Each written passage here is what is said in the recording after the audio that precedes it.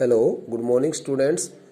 Students, as you know, in the last lecture we started learning the third poem, A Thing of Beauty, written by John Keats. In this lecture we would like to complete the remaining part of this poem. So now let's start learning the remaining part of this poem. The name of the poem is A Thing of Beauty. A thing of Thing, a thing of beauty, Beauty. Okay, a thing of beauty, Thing, thing of beauty. Okay, so now the last part of this poem, explanation to the last part. Explanation, Nation, to last 10 lines, Lines. Explanation to last 10 lines. Okay, through these last 10 lines, the poet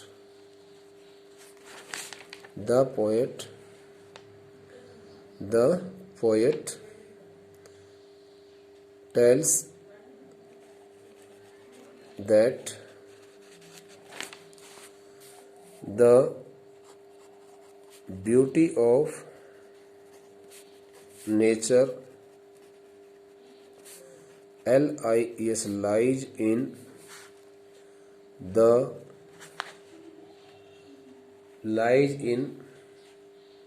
the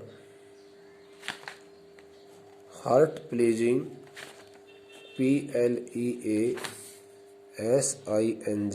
Pleasing heart pleasing light of the sun and the moon in the cool shade of the old and young trees, which always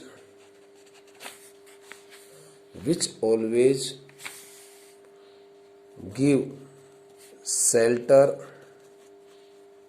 to millions of birds and animals,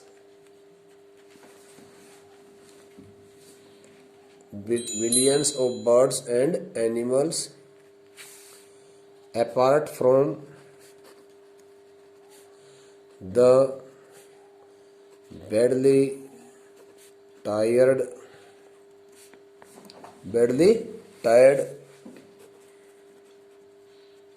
passers-by in the hot season. He even mentions that one can see the beauty in the innocency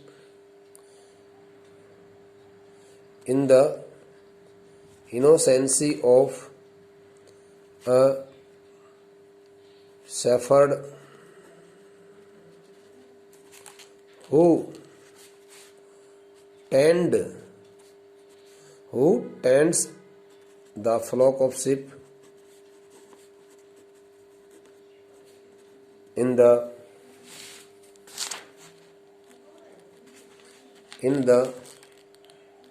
lap of nature. Besides, he also talks about the beauty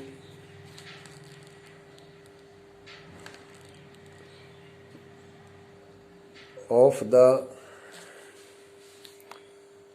daffodils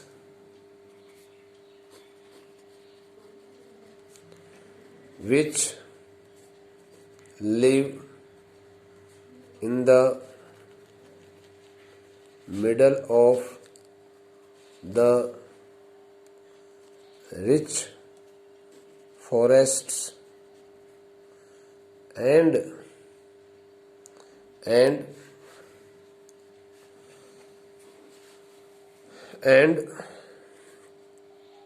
the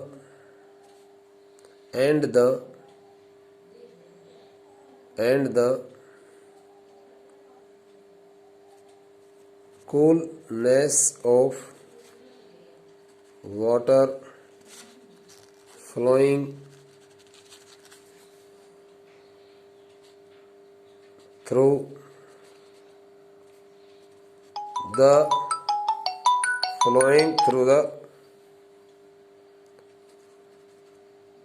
bushy thickets.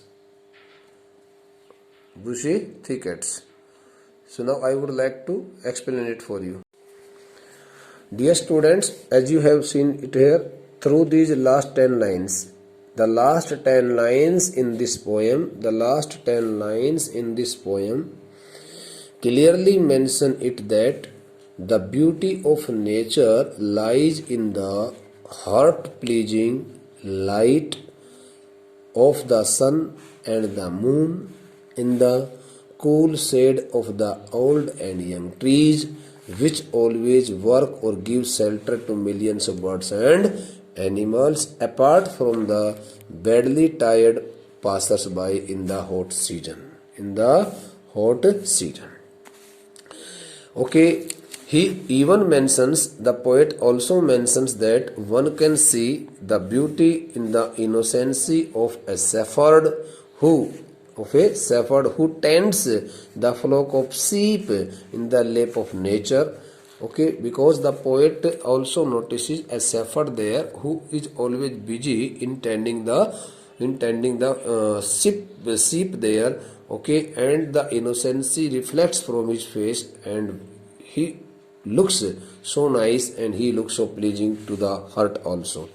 Besides, he also talks about the beauty of the daffodils which live in the middle of the rich forests, spreading their fragrance everywhere, and the coolness of water flowing through the bushy thickets. Thickets stands for here the thick bushes. Okay, thickets stands for here the small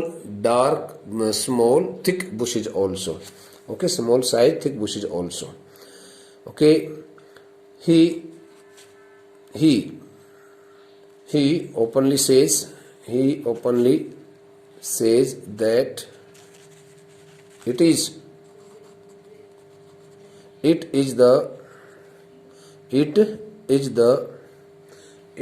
the musk rose blooms which make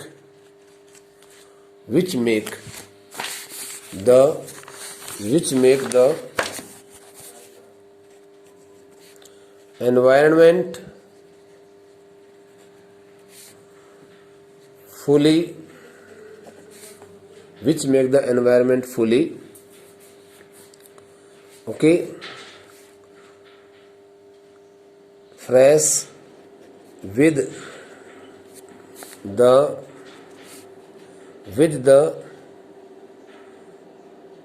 sweet smell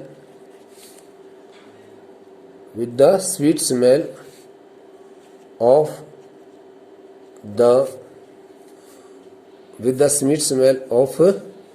the blooms. Okay, with the sweet smell of the blooms, or you may write here with their sweet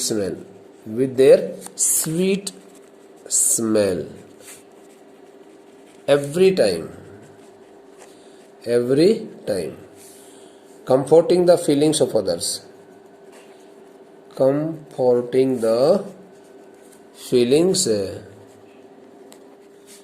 of everyone, of each and everyone, of each and everyone. Okay, in the last 4 lines, in the last 4 to 5 lines, in the last 5 lines, he also calls the mighty dead as the source of great inspiration and happiness to all human beings,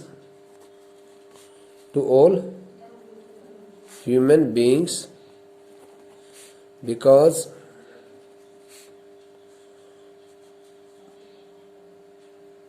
in the last 5 lines he also calls the mighty dead as the source of great inspiration and happiness to all human beings,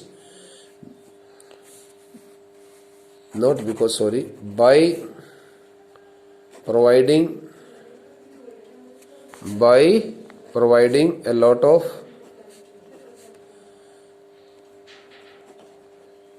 inspirational and motivational tales or stories of their great works and deeds. Okay,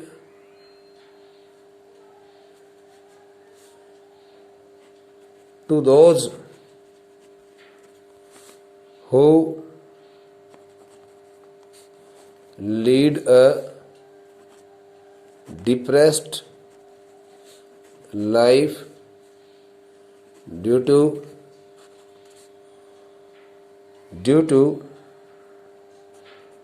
the lack of positive thoughts. This is the explanation. So, dear student, this is the poem sketch has been provided by me to you all, and I think you will take it very sincerely. So, the rest of the part of this poem, if I think so, would be discussed in the next lecture. Okay. Till then, you should keep yourself fully connected to all the poem sketch, and the poem sketch should be read by you very sincerely. In the last 10 lines, the poet mainly focuses on all the beautiful objects of nature, including the sun, the moon, the daffodils, which I have already discussed here with you. And the last 5 lines, the poet talks about those all persons who had died, who had sacrificed their lives for the welfare of the humanity, and who had always been the most required persons of the society, because they never quarreled with each other. They always thought of each and every person's welfare. So those the persons who had already sacrificed their lives for the welfare of the humanity are also included as the part of the beauty by the poet in this poem. And he says that these the persons can never be forgotten, and these the persons can never be forgotten because their inspirational and stories always keep the human beings motivated. So now I think you should keep it very sincerely. Thank you.